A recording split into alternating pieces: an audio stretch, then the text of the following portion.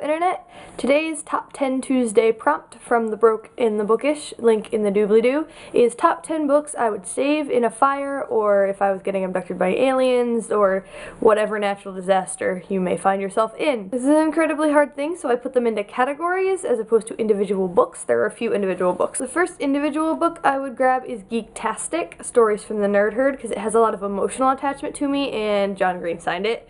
And I really enjoy it, and it's not something that can easily be replaced because like my tears are in it and such. My first category is signed books. I have all of Maureen Johnson, John Green, Cory Doctorow, and David Levithan.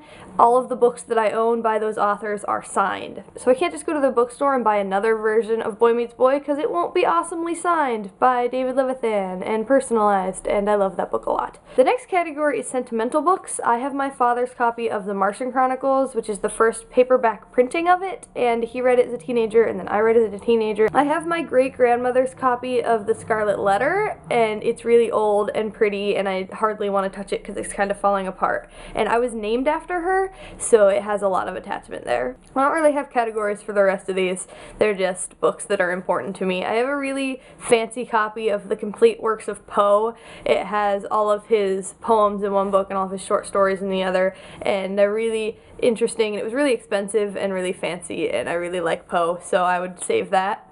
I have first edition of the UK version of Harry Potter and the Deathly Hallows and Harry Potter and the Half-Blood Prince, so I definitely save those. Those are really cool that I have them. I went through a lot of trouble to get them. The last group of books I would save is the Boys of Liberty series. They're about the American Revolution and written in the late 1800s, so they're really hard to find and can get pretty pricey in that they are expensive. There was never like a reprinting of them or anything, so everything that you can find from them are the original books that were printed in the 1800s. It's cool to see how we view the American Revolution now, over 200 years after it happened, and how they viewed it 100 years ago, which was a lot closer to when it happened. So I'm going to switch to a much less happy note. Nerdfighteria has gone through quite a shock in the last week. Mike Lombardo, a musician and someone who's highly revered in the community, was accused of some pretty heinous things. I'll link to the article that talks about it in the doobly-doo. I'm thinking about doing a full video on it on Thursday to talk about my thoughts and such, but I don't know